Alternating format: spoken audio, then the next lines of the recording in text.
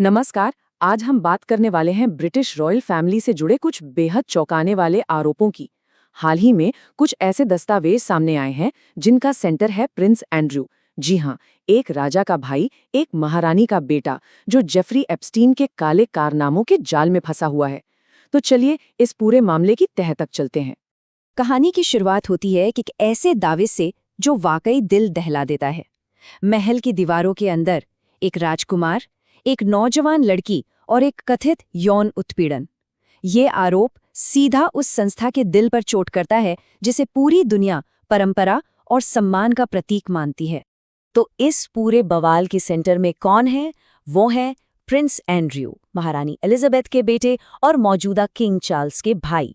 हाल ही में उन पर जो आरोप लगे हैं, उन्होंने शाही परिवार की इमेज पर एक बहुत बड़ा और शायद कभी न मिटने वाला दाग लगा दिया है। तो असल में आरोप है क्या? देखिए, आरोप बहुत सीधा और सच कहूं तो बहुत संगीन है। प्रिंस एंड्रू पर महल की महफूज दीवारों के अंदर एक लड़की का यौन उत्पीड़न करने का इल्जाम है।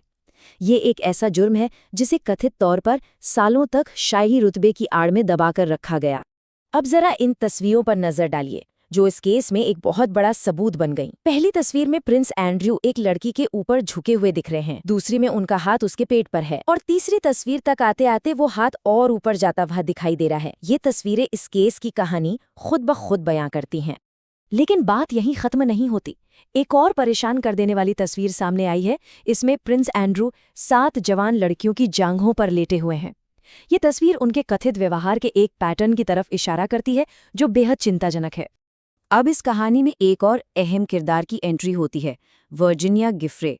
वो इस मामले में मुख्य आरोप लगाने वालों में से एक हैं। दस्तावेजों के मुताबिक उन्हें जेफरी एप्स्टीन ने 2001 और 2002 के बीच खास तौर पर राजकुमार को खुश करने के लिए ब्रिटेन भेजा था। ये एक बहुत बड़ा लिंक है जो प्रिंस एंड्रू को सीधे एप्स्टीन के घिनौने नेटवर्क से जोड़ता है। तो चलिए अब इस एक शख्स से आगे बढ़कर उस पूरे नेटवर्क को समझते हैं जिसने ये सब मुमकिन किया।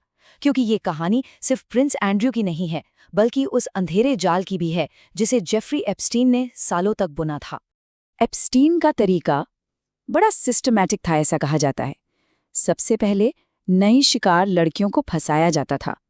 फिर पहले से ट्रेंड लड़कियां उन्हें सिखाती थीं कि क्या करना है। इसके बाद इन लड़कियों को पावरफुल क्लाइंट्स के सामने पेश किया जाता था, और आखिर में जो ट्रेनर लड़की होती थी उसे बाहर भेज दिया जाता था और नई शिकार को अकेला छोड़ दिया जाता था।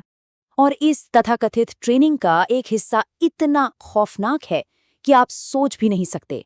लड़कियों को टेडी बेयर्स पर सेक्सुअल एक्ट करने पर मजबूर किया जाता था, और एप्स्टीन बैठकर ये सब देखता था।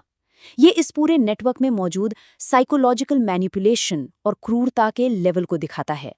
अब कहानी में एक और मोड़ आता है, और इस बार घेरे में है शाही परिवार की एक और सदस्य, सारा फर्ग्यूसन, मतलब प्रिंस एंड्रू की एक्स वाइफ।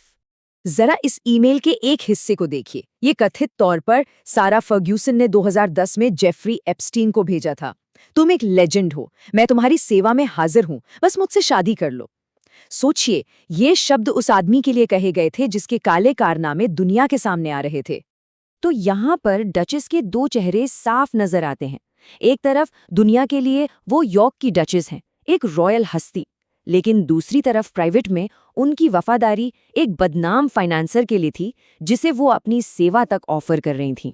और फिर सबसे परेशान करने वाला सवाल सामने आता है, क्या कोई माँ अपनी बेटियों को एक जाने माने शिकारी के हवाले कर सकती है? दस्तावेजों में कहा गया है कि जब एप्स्टीन ने उनकी बेटियों के बारे में पूछा तो सारा फर्ग्यूसन ने कथित तौर पर कोई सीधा जवाब नहीं दिया, जिससे उनकी नीयत पर गंभीर सवाल उठते हैं। देखिए, ये मामला सिर्फ कुछ लोगों की गलतियों का नहीं है। ये इशारा करता है कि क्राउन के भीतर राज दफनाने की एक, कह सकते हैं, पुरानी रवायत रही है। जरा इस टाइमलाइन पर गौर कीजिए।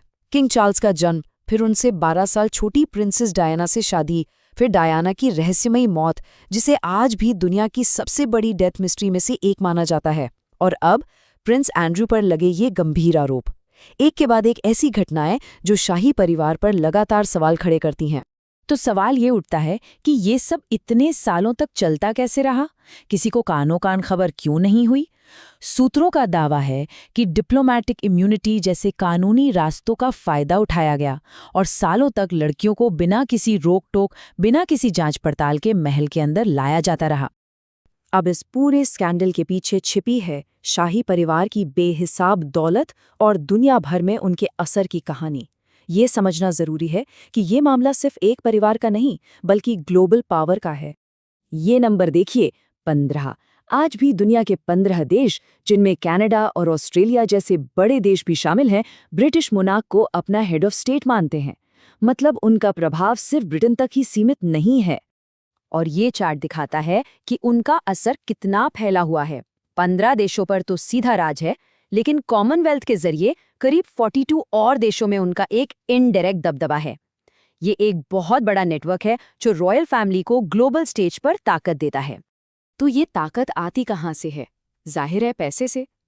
क्राउन की कमाई का एक बहुत बड़ा जरिया है क्राउन एस्टेट, और सिस्टम ऐसा है कि इस एस्टेट से जो भी कमाई होती है उसका 50% सरकार रखती है और बाकी का 50% सीधा रॉयल फैमिली को चला जाता है। और सबसे हैरान करने वाली बात पता है क्या है? इतने बड़े स्कैंडल और पब्लिक बेइज्जती के बावजूद वो पूरा सिस्टम जो क्राउन की पावर और पैसे को बचाता है, वो आज भी वैसा का वैसा ही खड़ा है। मतलब संस्था व्यक्ति से कहीं ज्यादा मजबूत साबित हो रही है। तो आखिर में बस एक ही सवाल बचता है, अगर ये वो सच है जिसे ये लोग छिपा नहीं पाए, तो सोचिए जरा, महल की उन ऊंची दीवारों के पीछे और कितने राज दफन होंगे। ये एक ऐसा सवाल है जो बेगाम ताकत और उसके नतीजों के बारे में सोचने पर मजबूर करता है।